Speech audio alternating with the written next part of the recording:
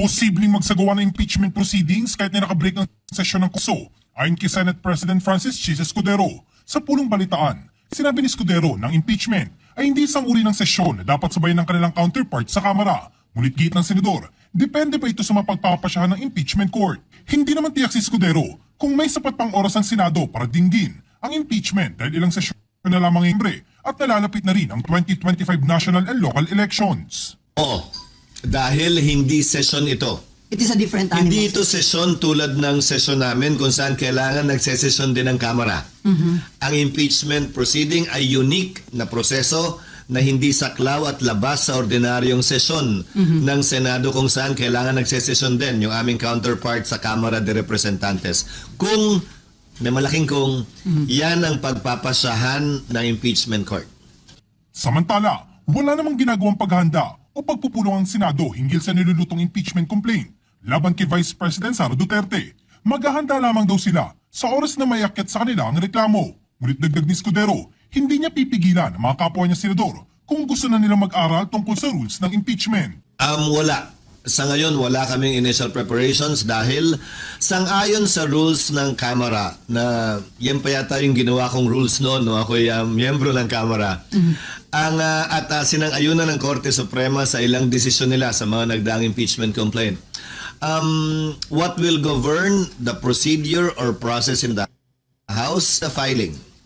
So pag ito'y inendorso ng wala sa 1/3, susundan na nito ang proseso sa Kamara.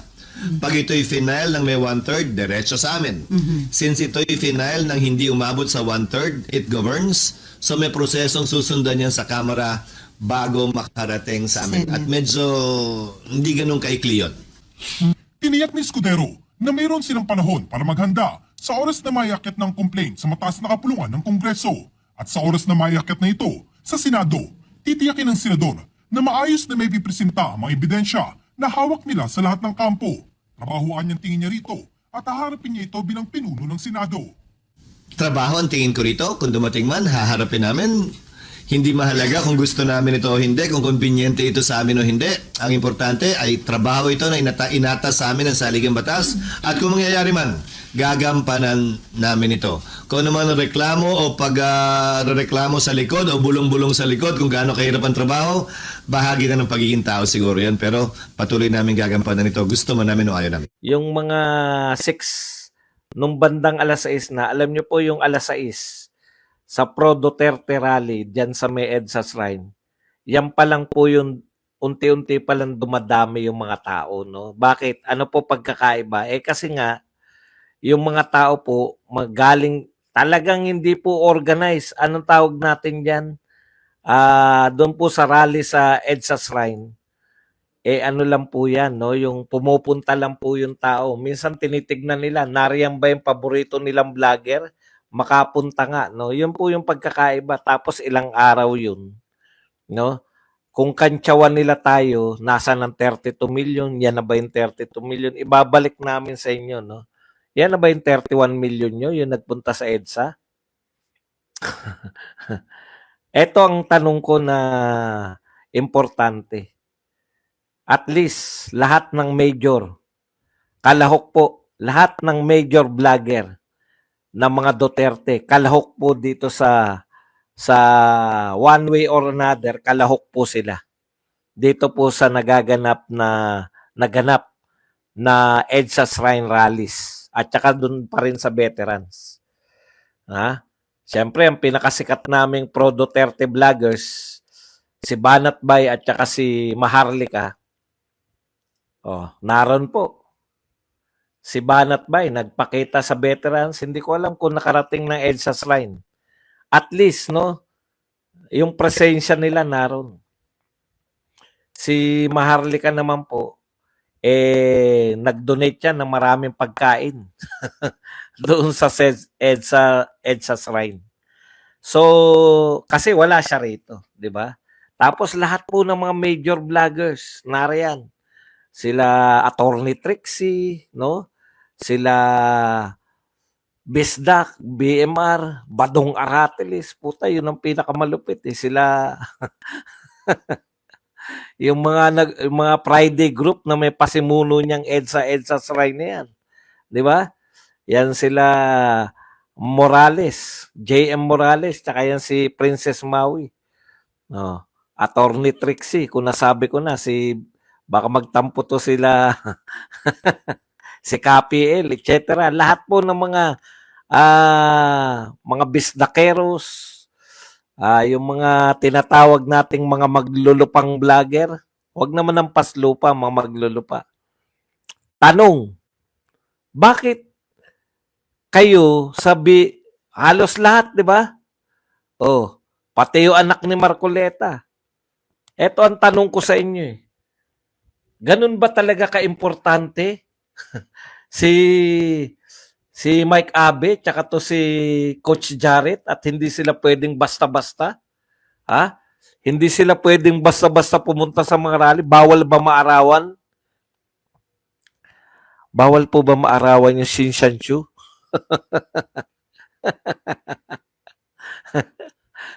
si si Abe po ba bawal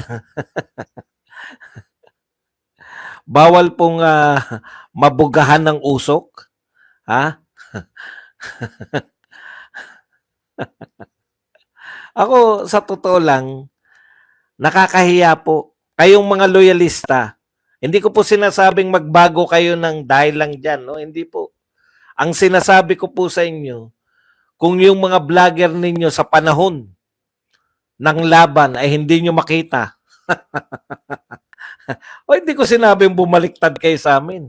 Ang sinasabi ko, maghanap kayo ng vlogger. Iwan nyo yung mga vlogger ninyo. Taga saan ba yan si ano? Ha? Taga saan ba yan si Abe tsaka yan si Jarrett? Yung iba, kung hindi ko kilala yung iba, malamang hindi sikat. Oh. Hindi ba nakakahiya yan? Abe at Bukbuk, Jarrett, mahiya naman kayo sa mga kapwa nyo loyalista. No? Nagpainit. Ako kasi, alam niyo sa totoo lang, bilib ako sa tao na yung sinasabi niya, eto in general to, yung tao pinangangatawanan niya, pag sinabi niya na lumahok tayo sa rally at naroon siya sa rally, bilib ako. Ako nga, putya, kahit iika-ika na ako minsan eh. Nahihiya ako dahil sabi ko, pupunta ako ron. Kinakailangan kong makarating. Eto mga tao na to, iba yung tokis. Iba yung paniniwala nila sa tokis. Iba yung kanilang gagawin. Ano kayo riyan? Mag-ingat kayo. Pag ganyan yung mga sinusunod yung mga vlogger. Mga walang Hindi po ba? Kung sila mismo hindi naniniwala sa mga pinagsasabi nila. Bakit? Kami very willing po kaming pagtawanan dahil kita nyo pinagtatawanan nga ako. Badong mag-isa ka lang diyan. Ang hirap naman nun. May mga loyalista na nagpapaaraw para ipakita na meron silang puwersa pa. Tapos yung mga vlogger nila na araw-araw nilang pinakikinggan, araw-araw pinakikinggan, bawal maarawan, bukbok, bawal ka ba mag-arawan? Magsisiputok ba yung mga alaga mo? Bawal ba sa Shinshanshu yan? Ikaw naman, Abe, bawal ka mausukan ng usok sa EDSA? Hindi mo. Ganun ka ba kasosyal, Abe? Nagtatanong lang. Yung 31 million po, wag nyo na pong hanapin. Wala na po silang 31 million. Tandaan nyo, yung 31 million nila, miski nga yung Makabayan Black, hindi natin kakampiyan. Ano sabi ni Teddy Casinyo? Sinisisi tayo. Tayo raw nagpanalo kay Marcos. Tama naman yun. Wala na pong 31 million na sumusuporta sa inyo. Nabawasan din naman yung, in fairness po, nabawasan din po yung 32 million ni BP Sara. So yung 32 million po, nabawas po yung mga loyalists, yung mga 30 million na lang ang botante ni BP Sara, 30 million. Kaya natira po sa mga loyalista, 2 million. Yung 1 million nyo, tsaka yung 2 million lang. Wala na kayong 30 million. Katunayan, hindi nyo nga, nakita nyo ba? Online po ang rally. Kahit po konti lang ang mga tao doon sa EDSA Shrine, ang dami naman nanonood. Magpakita nga kayo na may madaming nanood sa inyo. Online. Sino pa manonood? 30 million pa rin tayo. Nabawasan na 1 million. Mga supporter ni BP Sara, 30 million na lang.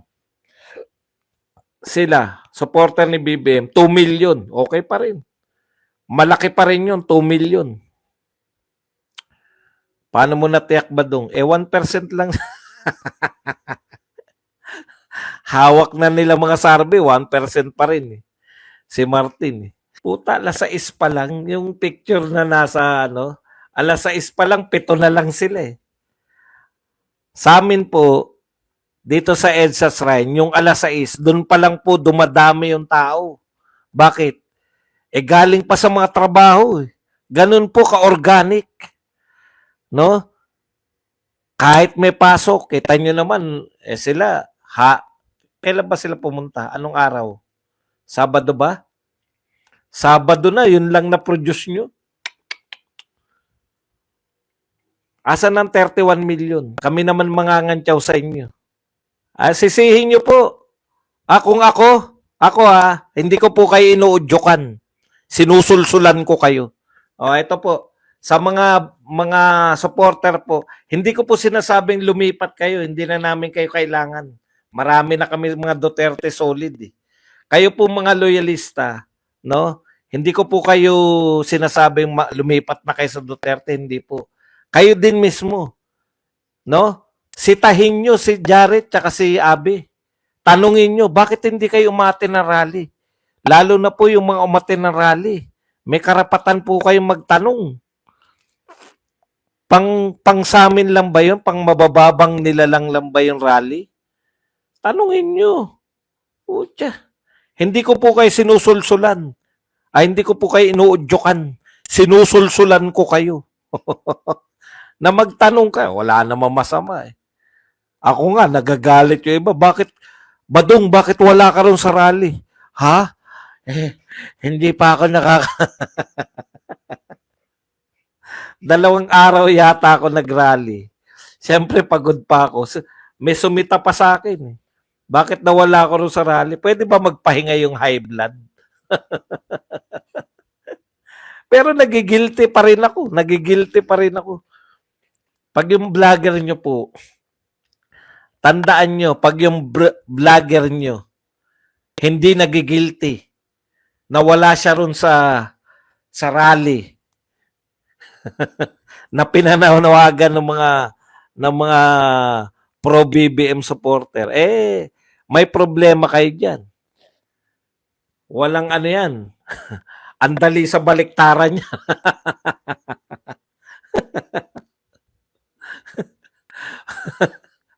Magtitiwala kayo. Ayoko. Don't me. Itanong nyo. Pucha, bakit kami lang ang hinahayaan nyo mag-rally, kayo hindi? Pwede naman kayo magtanong pag hindi po maganda sagot. Di ba? Doon ako nasasaktan ako para sa inyo. Hindi man karapat dapat.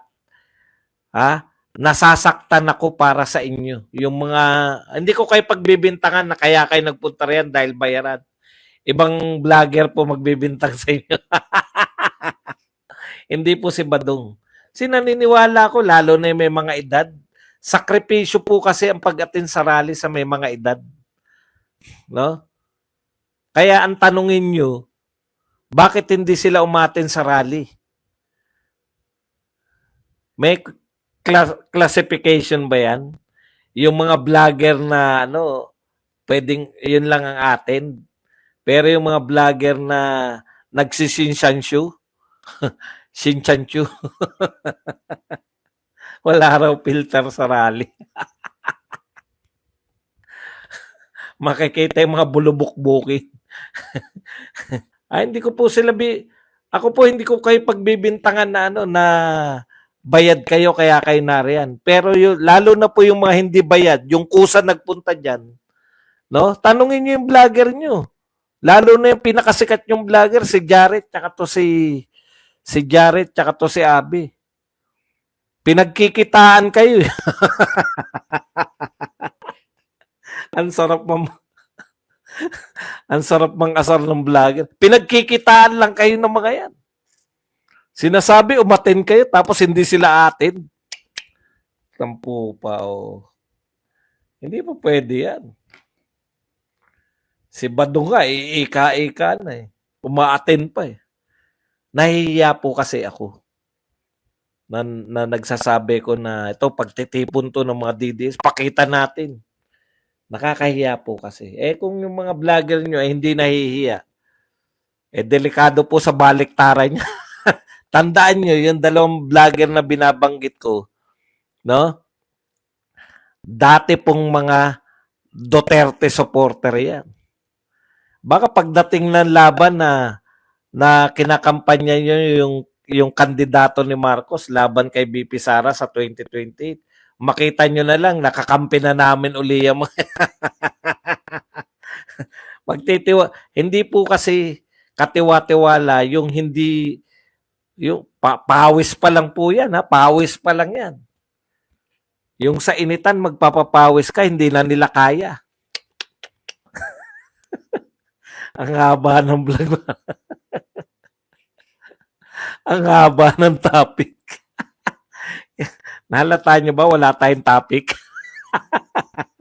Banata na lang natin si Abby kasi Jared. Hindi ninyo, wala namang bilang yun. Ito po may mga bilang to eh. Balat sibuyas na bukbukin. Pucha. Huwag ganun, Ma'am Edna Lynn. Huwag naman yan. Sinchancho nga yun. Tinatabunan niya nga ng sinchancho. Babanata. Okay. Boss Bad, si JDB ang pangit sa personal. Bakit? Pogi ba siya? Natawa ako doon, pangit daw sa personal. Kailan ba pumogi yun? Pogi ba yun sa ano?